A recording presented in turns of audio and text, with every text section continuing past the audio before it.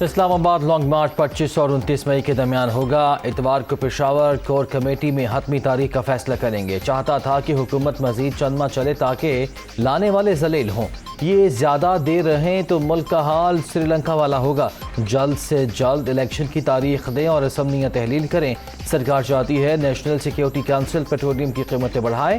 مریم نواز تھوڑا دھیان کرو، میرا نام بار بار نہ لو، کہیں آپ کا خاوند ہی ناراض نہ ہو جائے۔ عمران خان کا ملتان میں جلسے سے خطاب۔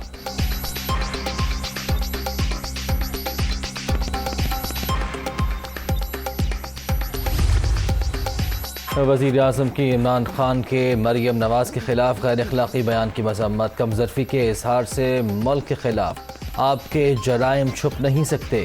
یہ قوم بنانے نکلے تھے اور قوم کے اخلاق کو ہی بگاڑ دیا۔ شہباز شریف کا ٹویٹ۔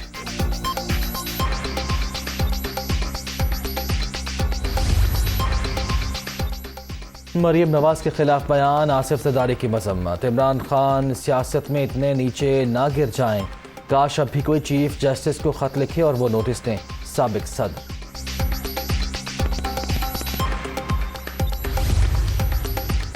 وزیر اعلیٰ پنجاب کے عمران خان کے نازیبہ جملوں کی مذمت۔ پی ٹی آئی چیئرمین کی بازاری سوچ قابل افسوس۔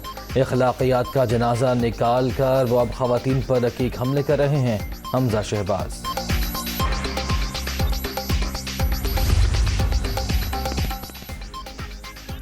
لاڈلے کو اداروں کی جتنی سپورٹ ملی اتنی کبھی کسی کو نہیں ملی۔ ہمیں 30% حمایت بھی ملتی تو پاکستان راکٹ کی طرح اوپر جاتا۔ عمران خان نے اگلی حکومت کے لیے جال بچھایا۔ عدم اعتماد کے ڈر سے پیٹرولیم کی قیمتیں کم کر دیں۔ ڈالر مہنگا ہونے میں نئی حکومت کا قصور نہیں۔ وزیر اعظم کا کراچی میں تاجروں سے خطاب۔ سولر پینل پر 17% ٹیکس ختم کرنے کا اعلان۔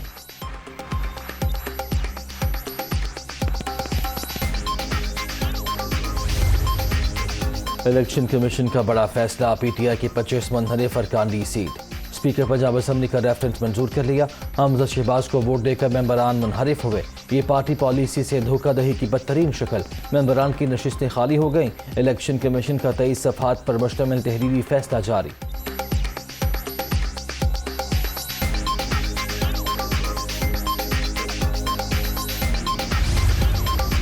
پی ٹی آئی منحرف رکن راجہ ریاض اپوزیشن لیڈر قومی اسمبلی بن گئے۔ درخواست پر 16 ارکان کے دستخط۔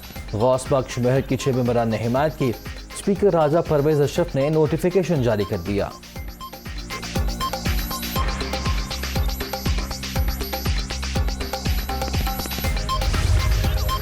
اور وزیر اعظم کے آئندہ مالی سال کا بجٹ 10 جون کو پیش کرنے کی منظوری۔ ٹیکس آمدن کا ہدف 7,225 ارب، ترقیاتی بجٹ کا حجم 700 سے 900 ارب روپے رکھے جانے کا امکان۔